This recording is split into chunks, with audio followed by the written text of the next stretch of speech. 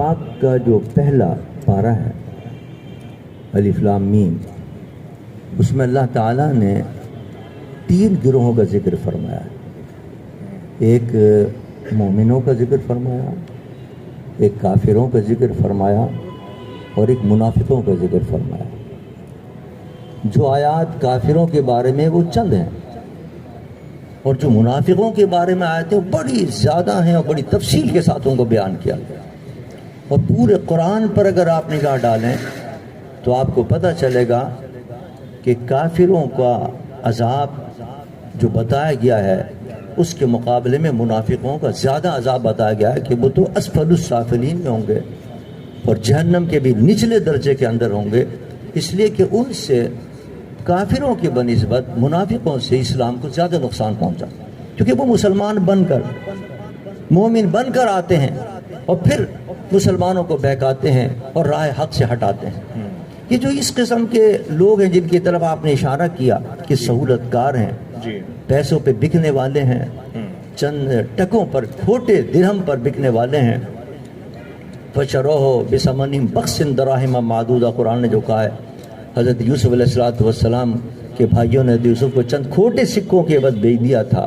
تو یہ جو حرص ہے اور لالچ ہے یہ انسان کو تباہ و برباد کر دیتی ہے۔ ایسے لوگ ہر گروہ میں پائے جاتے ہیں، مسلمانوں میں بھی ایسے لوگ موجود ہیں جو منافق ہیں، بظاہر اپنے آپ کو مسلمان کہتے ہیں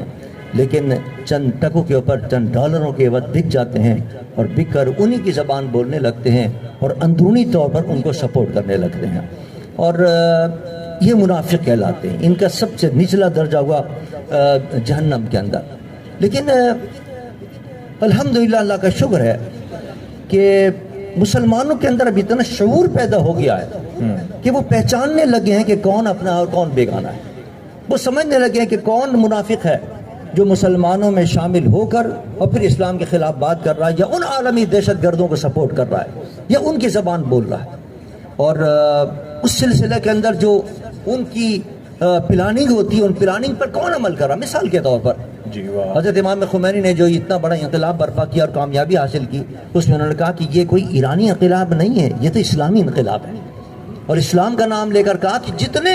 اسلام کے مسالک ہیں وہ سب متحد ہیں اور متفق ہیں اور ہم اسلام لانا چاہتے ہیں۔ کوئی اہل سنت کا اور اہل تشیع کا اور یہ کوئی اہل تشیع کا انقلاب نہیں ہے۔ یہ ہے وہ نقطہ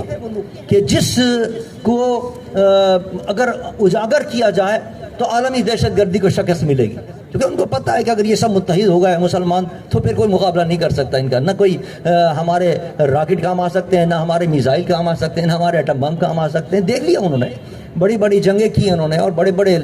خرچے کیے انہوں نے، لیکن ناکامی ہوئی ان کو۔ جب مسلمان میدان کے اندر آتا ہے اور عشق مصطفیٰ کا جذبہ جو لے کر سامنے آتا ہے تو سارے ایٹم ان کے دھرے کے دھرے رہ جاتے ہیں، ان کے جدید ترین میزائل ان کے دھرے کے دھرے رہ جاتے ہیں اس جذبے کے آگے۔ وہ چاہتے ہیں جذبہ ختم ہو اور ان کو لڑایا جائے آپس کے اندر، لیکن الحمدللہ پاکستان کے اندر آپ نے دیکھا ہم نے ان کے اس سازش کا مقابلہ کیا،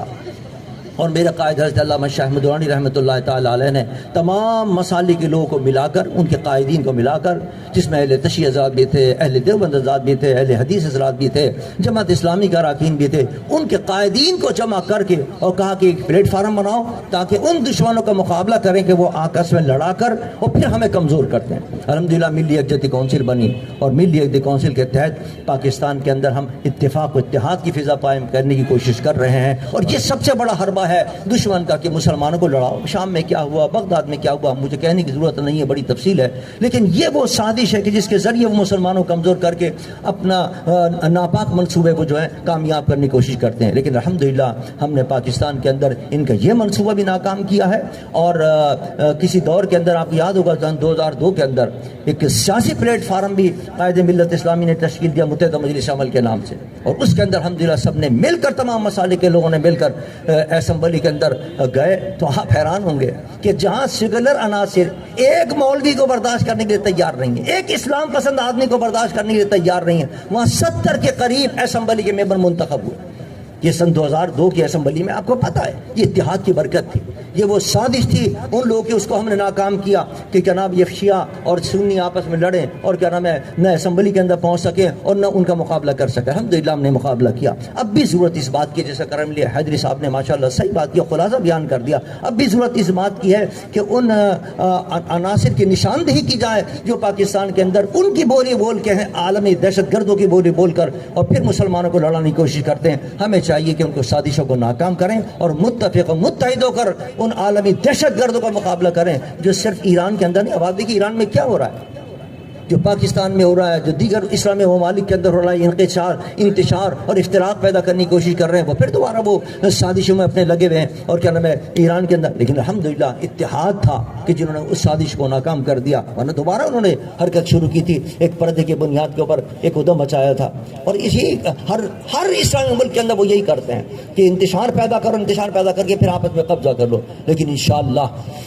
شہداء کا خون رنگ لائے گا اور مجھے یقین ہے کہ انشاءاللہ پاکستان کے اندر بھی اسلام کا بول بالا ہوگا، انشاءاللہ اسلامی انقلاب آئے گا انشاءاللہ، جس طرح امام خمینی لے کے آئے انقلاب، انشاءاللہ پاکستان بھی انتظار کر رہا ہے اور انشاءاللہ یہاں بھی اسلامی انقلاب برپا ہوگا۔ وما علینا الا البلاغ المبین۔ بول بالا رہے گا اور تمام دہشت گرد۔ امام خمینی آقا نے فرمایا میری دعا ہے کہ خداوند عالم کو نکال باہر کریں۔ علامہ اقبال نے فرمایا حقیقت جانتے ہیں کہ یہ داعش ہے جو میں سلیمانی صاحب نے اپنے قبط پیش کرنے کی سعادت حاصل کرتے ہیں۔